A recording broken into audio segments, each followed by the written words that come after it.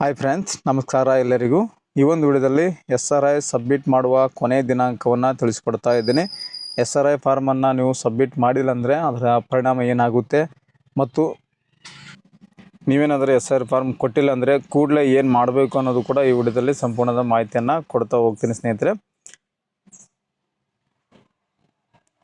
ಇಂದು ಪ್ರತಿ ಮನೆಗೆ ಚುನಾವಣೆ ಆಯೋಗದ ವತಿಯಿಂದ ಈ ಒಂದು ಪಾಂಪ್ಲೆಟ್ಸನ್ನು ಹಂಚ್ತಾ ಇದ್ದಾರೆ. ನೀವು ನೋಡ್ತಾ ಇದ್ದೀರಾ, ಈ ಒಂದು ಫಾರ್ಮೇಟನ್ನು ಪ್ರತಿಯೊಂದು ಮನೆಗೆ BLOಗಳು ಮತ್ತು ಬೂತ್ ಮಟ್ಟದ ಏಜೆಂಟ್ಗಳು ಇರ್ತಾರೆ, ಕಾಂಗ್ರೆಸ್ ಮತ್ತು BJP ಅಭ್ಯರ್ಥಿಗಳು ಮನೆಗೆ ಬಂದು ಈ ಒಂದು ಫಾರ್ಮನ್ನು ಕೊಡಲಾಗ್ತಾ ಇದೆ. ಸ್ಪೆಷಲ್ ಇಂಟೆನ್ಸಿವ್ ರಿವಿಷನ್ SIR ಫಾರ್ಮನ್ನು ತಪ್ಪದೆ ಈ ಒಂದು ಡೇಟ್ನೊಳಗಾಗಿ ಸಬ್ಮಿಟ್ ಮಾಡಬೇಕಂತ ಕೊಟ್ಟಿದ್ದಾರೆ. ಕೊನೆಯ ದಿನಾಂಕ ಬಂದು 8/8/2026 ಒಳಗಾಗಿ ಈ ಒಂದು SIR ಫಾರ್ಮನ್ನು ಭರ್ತಿ ಮಾಡಿ BLO ಕಡೆಗೆ ಕೊಡಬೇಕಂತ ಕೊಟ್ಟಿದ್ದಾರೆ. ಈ ಒಂದು ಡೇಟ್ ಒಳಗಾಗಿ ನಿಮ್ಮ SRM ಫಾರ್ಮ್ ಕೊಟ್ಟರೆ 17/8/2026 ಒಂದು ಫೈನಲ್ ಲಿಸ್ಟನ್ನು ಬಿಡ್ತಾರೆ. ಅಂದರೆ ಯಾರ್ದು ವೋಟರ್ ಲಿಸ್ಟ್ನಲ್ಲಿ ಹೆಸರು ಇರಬೇಕು ಇರಬಾರ್ದು ಅನ್ನೋದು ಫೈನಲ್ ಪಟ್ಟಿಯನ್ನು 17/8 ಒಂದು ಪ್ರಕಟಿಸುವ ಲಿಸ್ಟ್ನಲ್ಲಿ ನಿಮ್ಮ ಒಂದು ಹೆಸರು ಉಳಿಸ್ಕೊಳ್ಳಿ ಅಂತ ಕೊಟ್ಟಿದ್ದಾರೆ. 8/8 ಇನ್ನೂ ಕೇವಲ ನಿಮಗೆ 3 ದಿನ ಬಾಕಿ ಇದೆ. ಆ 3 ದಿನ ಬಾಕಿ ಇದ್ದಲ್ಲಿ ಹೋಗಿ ನೀವು BLOಗೆ ಕೊಡಲೇಬೇಕು. ಇನ್ ಕೇಸ್ ಆಗಿ ನೀವೇನೋ ಫಾರ್ಮ್ ಕಳ್ಕೊಂಡಿದ್ರೆ ಮತ್ತೊಂದು ಫಾರ್ಮ್ ಅವ್ರ ಹತ್ರ ಇರುತ್ತೆ, ಆಗಿಂದಾಗೆ ಇಸ್ಕೊಂಡು ಭರ್ತಿ ಮಾಡಿ ಆ ಒಂದು ಫಾರ್ಮನ್ನು ನೀವು ಅಲ್ಲೇ ಕೊಡಬೇಕಾಗುತ್ತೆ.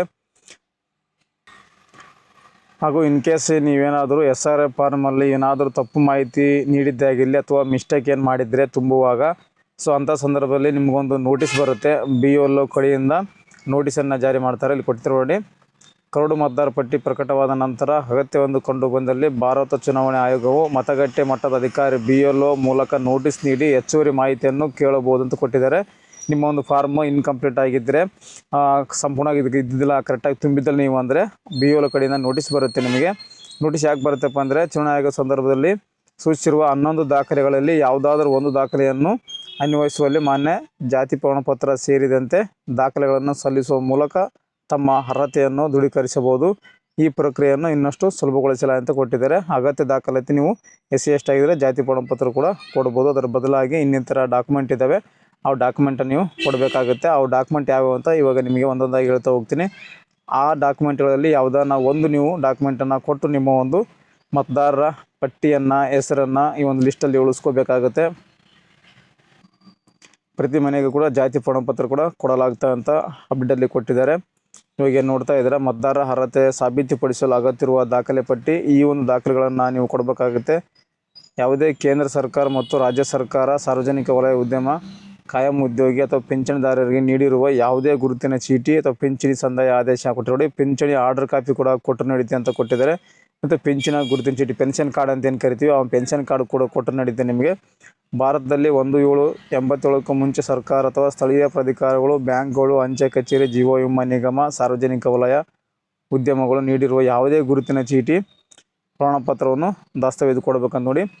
ನೀವು ಇನ್ಸೂರೆನ್ಸ್ ಪಾಲಿಸಿ ಮಾಡಿಸಿರ್ತೀರಲ್ಲ, ಇನ್ಸೂರೆನ್ಸ್ ಪಾಲಿಸಿ ಕೂಡ ಕೊಡ್ಬೋದು, ಬ್ಯಾಂಕ್ ಪಾಸ್ಬುಕ್ ಕೂಡ ಕೊಡ್ಬೋದು, ಅಂಚೆ ಕಚೇರಿ ಪಾಸ್ಬುಕ್ ಕೂಡ ಕೊಡ್ಬೋದು ಅಂತ ಕೂಡ ಇಲ್ಲಿ ಕೊಟ್ಟಿದ್ದಾರೆ. ಸಕ್ಷಮ ಪ್ರಾಧಿಕಾರ ನೀಡಿರುವ ಜನನ ಪ್ರಮಾಣಪತ್ರ ಕೂಡ ನೀವು ಕೊಡ್ಬೋದು ಅಂತ ಕೊಟ್ಟಿದ್ದಾರೆ. ಕೆಲವರ ಹತ್ರ ಜನನ ಪ್ರಮಾಣಪತ್ರ ಇರುತ್ತೆ, ಇನ್ನು ಕೆಲವರ ಹತ್ರ ಇರೋದಿಲ್ಲ. ಮತ್ತು ನಿಮ್ಮ ಹತ್ರ ಪಾಸ್ಪೋರ್ಟ್ ಇದ್ದರೆ ಪಾಸ್ಪೋರ್ಟ್ ಕೂಡ ಕೊಡ್ಬೋದು ಗುರುತಿನ ಪೂರ್ವವಾಗಿ. ಮಂಡಳಿ ಅಥವಾ ವಿಶ್ವವಿದ್ಯಾಲಯ ನೀಡಿರುವ ಮೆಟ್ರಿಕ್ಯುಲೇಷನ್ ಶೈಕ್ಷಣಿಕ ಪ್ರಮಾಣಪತ್ರ ನೋಡಿ, degree marks card, PUC marks card ಅಥವಾ SLC ಮಾರ್ಕ್ಸ್ ಕಾರ್ಡು ಕೂಡ ನೀವು ಕೊಡ್ಬೋದು ಅಂತ ಕೊಟ್ಟಿದ್ದಾರೆ. ರಾಜ್ಯದ ಸಕ್ಷಮ ಪ್ರಾಧಿಕಾರ ನೀಡಿರುವ ಕಾಯಂ ನಿವಾಸ ಪ್ರಮಾಣಪತ್ರ ಅಂದರೆ ಡೊಮೆಸಿನ್ ಸರ್ಟಿಫಿಕೇಟ್ ಅಂತ ಕರಿತೀವಿ, ಅಥವಾ ವಾಸ್ತಳ ಪ್ರಮಾಣ ಪತ್ರ ಅಂತ ಏನು ಕರಿತೀವಿ, ಅದನ್ನು ಕೂಡ ನೀವು ಕೊಡ್ಬೋದಂತೆ. ಅರಣ್ಯ ಹಕ್ಕುಪತ್ರ ಕೂಡ ನೀವು ಕೊಡ್ಬೋದು. ಅದರಲ್ಲಿ ಸಕ್ಷಮ ಪ್ರಾಧಿಕಾರ ನೀಡಿರುವ OBC ಸರ್ಟಿಫಿಕೇಟ್ ಕೂಡ ನೀವು ಕೊಡೋಕ್ಕೆ ಅವಕಾಶ ಇದೆ. ಪರಿಶಿಷ್ಟ ಜಾತಿ ಪರಿಶಿಷ್ಟ ಪಂಗಡ ಅಭ್ಯರ್ಥಿ ಆಗಿದ್ದರೆ ಜಾತಿ ಪ್ರಮಾಣಪತ್ರ ಕೂಡ ಕೊಡ್ಬೋದು. SC ST OBC ಅಭ್ಯರ್ಥಿ ಆಗಿದ್ದರೆ ನೀವು ಈ ಸರ್ಟಿಫಿಕೇಟನ್ನು ಕೊಡ್ಬೋದು. ರಾಷ್ಟ್ರೀಯ ಪರ್ವತ ರಿಜಿಸ್ಟ್ರೇಷನ್ ಅದು ಎಲ್ಲಾದರೂ ಅಸ್ತಿತ್ವದಲ್ಲಿರೋದಿಲ್ಲ ಅಂತ ಕೊಟ್ಟಿದ್ದಾರೆ. ನ್ಯಾಷನಲ್ ಸಿಟಿಜನ್ಶಿಪ್ ರಿಜಿಸ್ಟ್ರೇಷನ್ ಏನು ಮಾಡಿರ್ತೀರ ಅದು ಎಲ್ಲಿದೆ ಇರಲಿ, ಅದು ನಡೆಯುತ್ತೆ ನಿಮಗೆ. ಇಂಥದೇ ಊರು, ಇಂಥ ಡಿಸ್ಟಿಕ್, ಇಂಥ ರಾಜ್ಯ ಅಂತಿಲ್ಲ. ಸಿಟಿಜನ್ಶಿಪ್ ರಿಜಿಸ್ಟ್ರೇಷನ್ ಆಗಿರೋ ಬಗ್ಗೆ ಕೂಡ ದಾಖಲೆ ಕೂಡ ಕೊಡ್ಬೋದಂತೆ. ಅನಂತರ ರಾಜ್ಯ ಸ್ಥಳೀಯ ಪ್ರಾಧಿಕಾರಗಳು ಸಿದ್ಧಪಡಿಸಿದ ಕುಟುಂಬ ರಿಜಿಸ್ಟ್ರೇಷನ್ ಅಂತ ಕೊಟ್ಟಿದ್ದಾರೆ, ಅದನ್ನು ಕೂಡ ಕೊಡ್ಬೋದು. ಸರ್ಕಾರ ನೀಡಿದ ಯಾವುದೇ ಜಮೀನು ಅಥವಾ ಮನೆ ಹಂಚಿಕೆ ಪ್ರಮಾಣಪತ್ರ ಕೂಡ ನೀವು ಕೊಡ್ಬೋದು. ನೋಡಿ, ಜಮೀನು ಪಹಣಿ ಕೂಡ ಕೊಡ್ಬೋದು, ಮನೆ ಹಂಚಿಕೆ ಪ್ರಮಾಣಪತ್ರ ಕೂಡ ಕೊಡ್ಬೋದು ಅಂತ ಒಟ್ಟು 11 ದಾಖಲೆಗಳನ್ನು ಕೊಟ್ಟಿದ್ದಾರೆ. ಈ 11 ದಾಖಲೆಗಳಲ್ಲಿ ಯಾವುದಾನ ಒಂದು ನೀವು ಕೊಟ್ಟರೆ ನಿಮ್ಮ ಒಂದು ಗುರುತಿನ ಚೀಟಿ ಹೆಸರನ್ನು, ನಿಮ್ಮ ಮತದಾರ ಪಟ್ಟಿ ಹೆಸರನ್ನು SRIನಲ್ಲಿ ಉಳಿಸ್ಕೊಳ್ಬೋದು. 17/8/2026 ಫೈನಲ್ ಲಿಸ್ಟ್ ಬರುತ್ತೆ ನಿಮಗೆ. SIR ಅಲ್ಲಿ ನಿಮ್ಮ ಹೆಸರು ಉಳ್ಕೊಂಡಿದೆಯಾ ಹೋಗಿದೆಯಾ ಇಲ್ಲ ಅಂತ 17ನೇ ತಾರೀಕು ನಂತರ ನಿಮ್ಮೊಂದು ವಿಡಿಯೋ ಮಾಡಿ ಹಾಕ್ತೇನೆ. ಆ ಒಂದು ಲಿಸ್ಟಲ್ಲಿ ನಿಮ್ಮ ಹೆಸರು ಇದೆಯಾ ಇಲ್ಲ ಅಂತ ನೋಡ್ಕೊಳ್ಳಿ. ಇನ್ ಕೇಸ್ ಲಿಸ್ಟಲ್ಲಿ ಹೆಸರಿಲ್ಲ ಅಂದರೆ ಹೊಸ ಒಂದು ಫಾರ್ಮ್ 6 ನಂಬರನ್ನು ನೀವು ಮತ್ತೆ ಅಪ್ಲೈ ಮಾಡಬೇಕಾಗುತ್ತೆ. ಹೊಸ ವೋಟರ್ ಐ ಡಿಗೆ ಅಪ್ಲೈ ಮಾಡಿ ಮತ್ತೆ ನೀವು ವೋಟಿಂಗ್ ಕಾರ್ಡನ್ನು ಪಡ್ಕೋಬೇಕಾಗುತ್ತೆ. ಯಾವುದೇ ರೀತಿಯ ಆತಂಕ ಪಡೋ ಅವಶ್ಯಕತೆ ಇಲ್ಲ ಸ್ನೇಹಿತರೆ. ಮತದಾರ ಪಟ್ಟಿಯಲ್ಲಿ ಕೈ ಬಿಟ್ಟರೆ ನಿಮ್ಮ ಹೆಸರು ಬಂದಿಲ್ಲ ಅಂದರೆ ಯಾವುದೇ ಥರ ಟೆನ್ಷನ್ ಮಾಡೋ ಅವಶ್ಯಕತೆ ಇಲ್ಲ. ಮತ್ತೊಮ್ಮೆ ಫಾರ್ಮ್ 6 ಅರ್ಜಿಯನ್ನು ಹಾಕಬೇಕಾಗುತ್ತೆ. ಅರ್ಜಿಯನ್ನು ಸಲ್ಲಿಸಿ ಅಗತ್ಯ ದಾಖಲಾತಿ, ಶಾಲಾ ದಾಖಲಾತಿ ಆಗಿರ್ಬೋದು, ಜನನ ಪತ್ರ ಆಗಿರ್ಬೋದು, ಪ್ಯಾನ್ ಕಾರ್ಡ್ ಆಗಿರ್ಬೋದು, ಇನ್ನಿತರ ದಾಖಲಾತಿ ಕೊಟ್ಟು ನೀವು ಹೊಸ ಒಂದು ವೋಟರ್ ಐ ಡಿಯನ್ನು ಮಾಡಿಸ್ಕೋಬೋದು. ಏನು ತೊಂದರೆ ಇಲ್ಲ. ಸೊ ಏನು ಕಾರಣಾಂತರಗಳಿಂದ ಮಿಸ್ಟೇಕಿಂದ ನಿಮ್ಮ ಹೆಸರು ಕೈ ಬಿಟ್ಟಿರೋದಿದ್ದರೆ ಸೊ ಹೊಸ ಅಪ್ಲಿಕೇಶನ್ ಹಾಕ್ಕೊಳ್ಳಿ, ಏನು ತೊಂದರೆ ಇಲ್ಲ. ಸೊ ಇದಿಷ್ಟು ಈ ಒಂದು SRI ಫಾರ್ಮ್ನ ಸಬ್ಮಿಟ್ ಮಾಡುವ ಕೊನೆಯ ದಿನಾಂಕ ಮತ್ತು ಅದಕ್ಕೆ ಬೇಕಾಗುವಂಥ ಡಾಕ್ಯುಮೆಂಟ್ ಯಾವ್ಯಾವು ಅಂತ ನಿಮಗೆ ತಿಳಿಸ್ಕೊಟ್ಟಿದ್ದೀನಿ.